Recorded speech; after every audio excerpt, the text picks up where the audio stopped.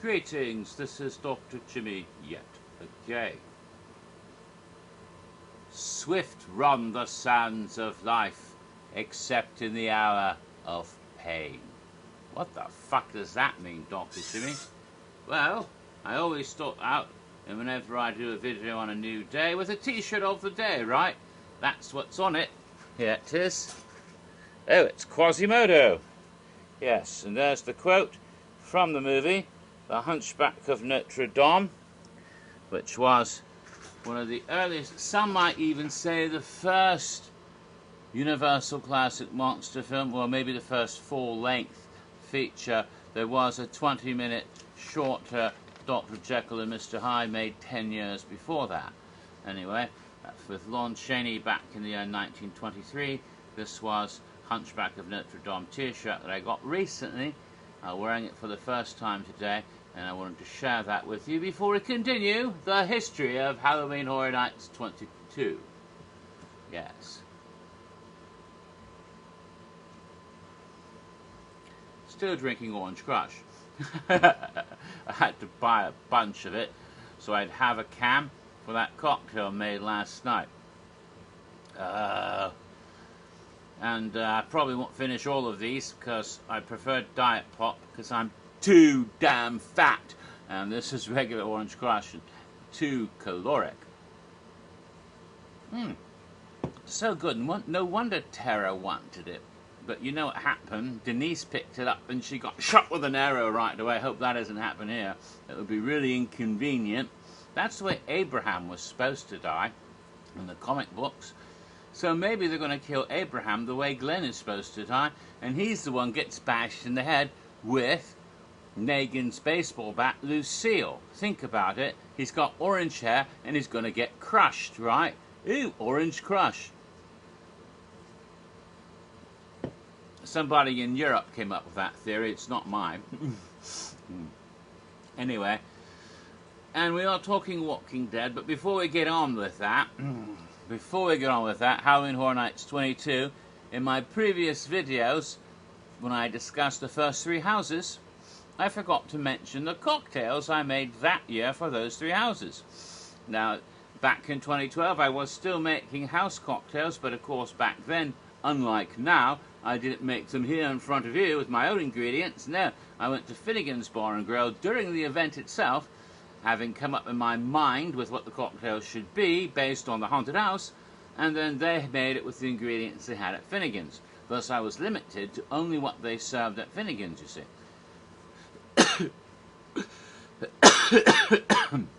So for Dead End, I try to think of the house, and I was thinking, well, Dead End is a creepy old haunted house, right? Rather old-fashioned.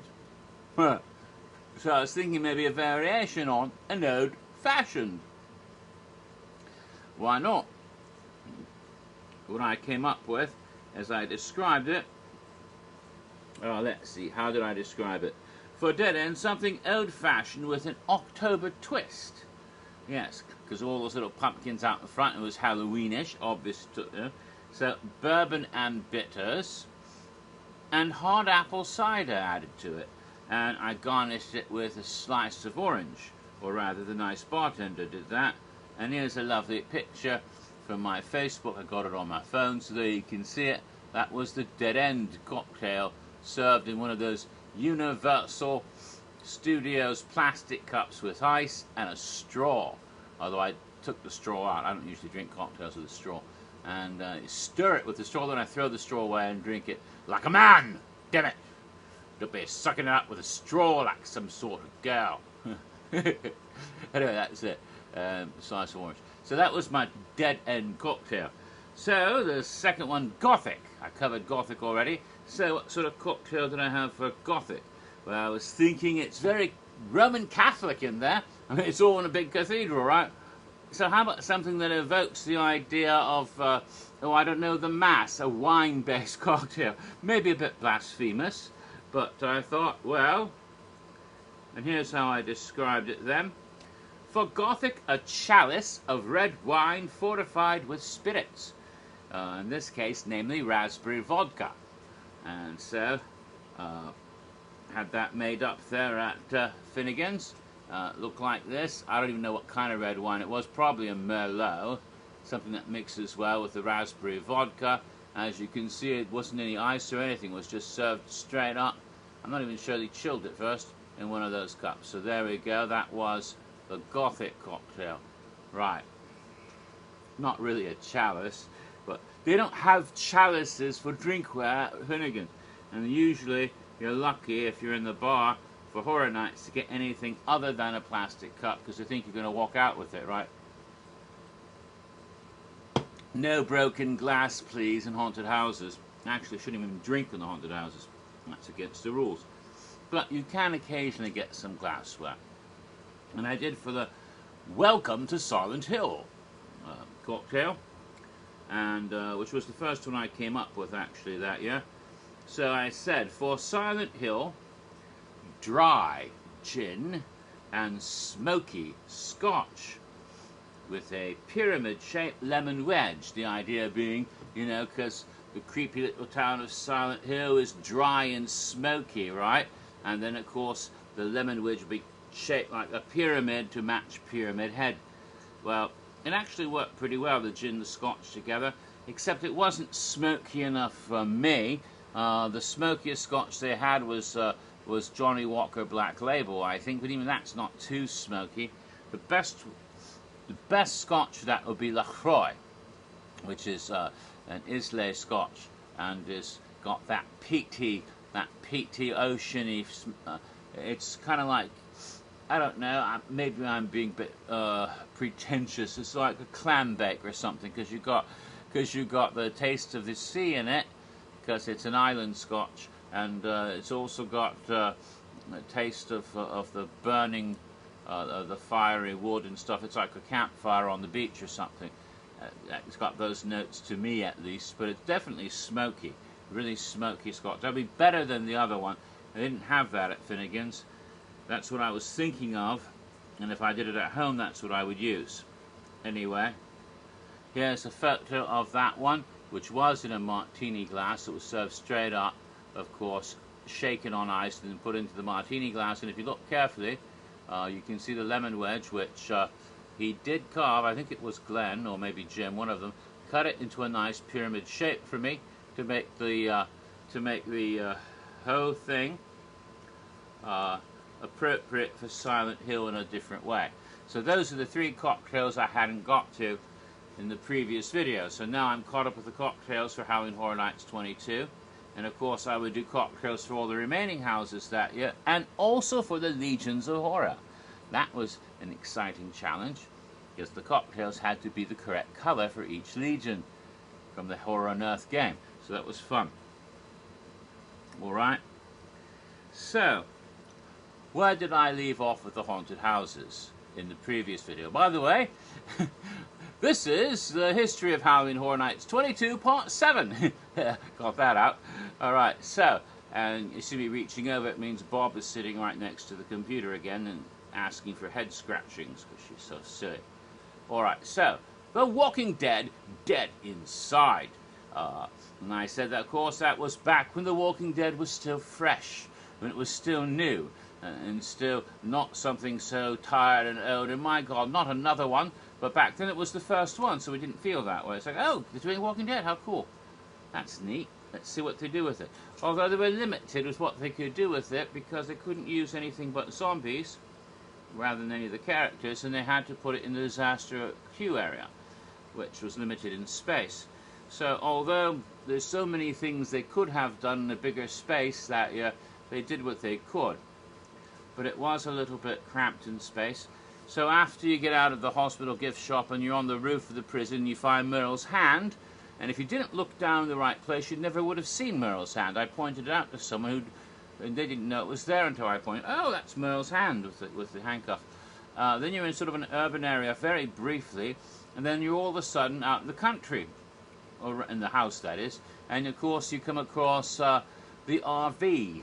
The RV, the very iconic RV, is right there. There's some gunshots going off inside, and there's some banging on the thing, and there's some zombies lurching around at you, And then all of a sudden you're on Herschel's farm already, and you find yourself going into the barn, which was built right there. So you're going into the barn. You're almost done with the whole house. You go into the barn, and of course there's like stable stalls and things, and the zombies are leeching out. But the highlight, the end of the barn, and why it's in the barn I'm not certain, because in the TV show it wasn't. But at the end of the barn is a well with that horrible big bloated zombie that come out of the well, the one that ripped in half. It's not ripped in half here though, but the big bloated guy is there. And sometimes he was out of the well and comes lumbering toward you. You know, a big well zombie. Big fat guy. After that, majority of the house is done, but they did a clever thing. They did a clever thing. They had a couple more rooms that's just sort of going around maze-like through like barn-like structures with wooden slats and zombies outside and lots of like shrubbery, you know, dead plants and stuff stuck in between. So it gave that look, you know, hay-like stuff. And then they come lurching out through. Then after you go through those couple of rooms, you go through what is normally, when you're done with the house in a disaster queue area, which you would never know anymore because it's gone, but back when there were houses there, when you got out, there's this long walk past the water fountains, and then you go through what's normally part of the queue area, the normal queue area for disaster, and then you come through that area where you could have some turnstiles and things. You go through that, and then you go right out past the helicopter, right out into San Francisco, right? But at this time, they built around it so that queue area, that walking queue, was all wood on either side. So it actually extended the whole house out quite a bit, back and forth, going through more house basically. And there were a few zombies there, like 2 or 3, you know, every few feet there's another one trying to reach through. So it made more of a gauntlet as you left and went into San Francisco, where there were some more zombies waiting for you because there were roaming hordes, but the zombie horde always stayed right there in the San Francisco by the exit of Walking Dead. So when you exited the house, you went into more zombies. But when they did a cast changeover, and I think it's mainly not for the house so much, but for the street, the zombies that left the street would first go into that area and massively go on either side of all of those things you're walking through at the very end.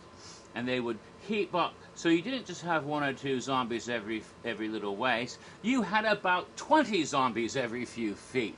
And they're all coming at you. And because you have the ones that are already in the house, plus the entire cast from the street, the entire zombie horde from the street, all massed up together.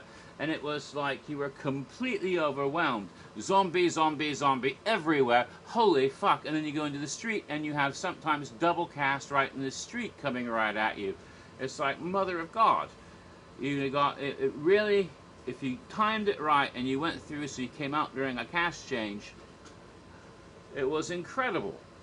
Really incredible, and did an amazing effect of being completely overwhelmed by a massive horde of zombies. Plus, they themed all the area outside of the house in San Francisco. Even though there were no set scare zones, that area was already themed to The Walking Dead. You had the station wagon that was for with the message to Sophia. Is that the name of Carol's daughter? You know, please. You know, we'll come here every day on the station wagon, and they had little supplies, some food on the thing. Remember when they were all hiding under the cars back then? And the Cary, Ohio school bus of all things, with dead people inside of it, like it was attacked by the zombies, and a bunch. So again, Cary, Ohio school bus did show up again. Got caught in the zombie apocalypse. As I said before, when kids come to your town for a field trip, get out of there, because bad things happen, and all of that. So you had cars that were themed to The Walking Dead right outside, and it wasn't even a Walking Dead scare zone officially. It was a roaming horde of zombies, but they never really left that area.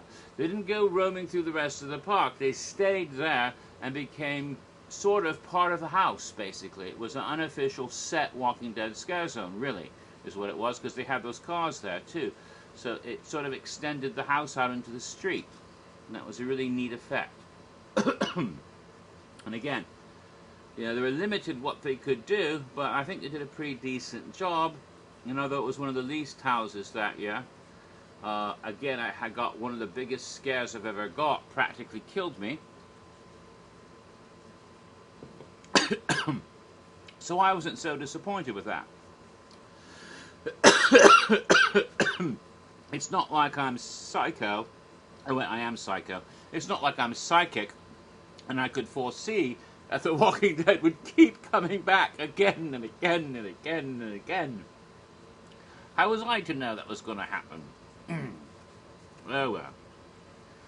So, I mentioned it last night in the video for this year's Walking Dead cocktail, but I didn't show you the picture. I did, of course, make a cocktail for The Walking Dead, Dead Inside. And that was called, inspired by the series Southern Locale, Southern Comfort with a Dead Chill of Rumplemints Inside. You know, that dead inside, right? So it's basically a stinger, and it looked like this. Served straight up in a martini glass. And it had a really chill, because of course, you know, the Rumplemints is peppermint schnapps, so it gave a good chilly, minty flavour with, and it actually went well with the Southern Comfort. It was a good stinger, if you like stingers. So, that was that one. Alright, so we're all done with The Walking Dead house for 2012. So, let's proceed to the next haunted house. And there's only a couple left because they only had 7 houses that year, right? So the 5th haunted house was the one in the parade building, Building 79. And as I had mentioned previously, because of the Superstar Parade, they couldn't use the front of that. But what they did was they took all the floats out for the Mardi Gras, Christmas, all of that, and put that in a temporary structure and put lots of nice tarps on it so that it wouldn't get ruined. And so they had the back of the parade building. So when you went into this house, the queue was slightly different. It didn't go to the front of the building, but it went all the hell out around through Curious George and then brought you to the back side of the building. And ever since then, that's the way the queue has worked to go to the to go to the parade building houses. But once upon a time, you went through Barney just like you were going into Tent 1, but instead of going down that one path, you would go along the other way, and you'd go right, you know, right where you exit. You know that little path you exit coming out past the front of the building, except you would go in that way and then go in one of those doors on that side of the building. So that's the way they used to do it, but now you go around back and visit Curious George on the way.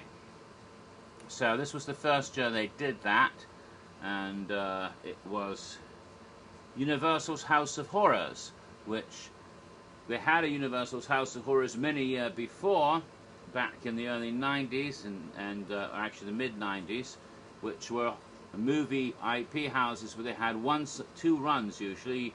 You would have one side with classic monsters, the other side with modern slashers like Freddy, Jason, and Leatherface, and Michael Myers, Candyman, and sometimes even more horror films like The Shining, and yes, they did that once, and Poltergeist, and all sorts of The Exorcist. And those were houses that were from 95, 96, 97, 98. Universal House of Horrors, New House of Horrors, Museum of Horrors, New Museum of Horrors, whatever you want to call them. This wasn't exactly the same as those. They wanted to make it clear when they announced the name, it's not those houses come back, this is something new. And of course in Hollywood they often had something called House of Horrors, but that was a permanent haunt they had there, now gone, but it's permanent for a while. And it had replaced a Van Helsing thing, and they had a mummy thing there before, and now it's going to be the Walking Dead thing, I think, in the same building, maybe. I don't know, I don't go to Universal in Hollywood. And they often would redress that for haunted houses up to a couple years ago. But this was completely different from any of those. The basic idea is they had to come up with something quick They had to get a seventh house in quick. And remember the concept, the strobe light concept they had for Dead Exposure, where the strobes are constantly going off and everything's done in sort of black and white, but with lots of UV paint so that it would pop when in the strobe, and when things were moving with the strobes, it would seem like they were moving without moving, and getting closer to you, all of a sudden something's right there. It's like, holy crap, that kind of terror feeling they evoked. They wanted to try to recapture that to some degree, but not with zombies, because God knows they had enough of those. They wanted to do something different, something classic, universal classic monsters. And so this house would feature the universal classic monsters of Dracula, Frankenstein, the Bride of Frankenstein, the Wolfman, the Mummy, the Phantom of the Opera, and the Creature from the Black Lagoon. And might be the first time the creature was used in a haunted house at Florida. Again, I don't remember all those houses in the mid-90s completely well, but they used a lot of different classic monsters there. But definitely the first time they used them in a house, that well, maybe not the first time in a house, I can't recall precisely because there's so many damn haunted houses, but it was certainly something different and quite fun, done in that style. But I will have to go into detail in the next video, part 8.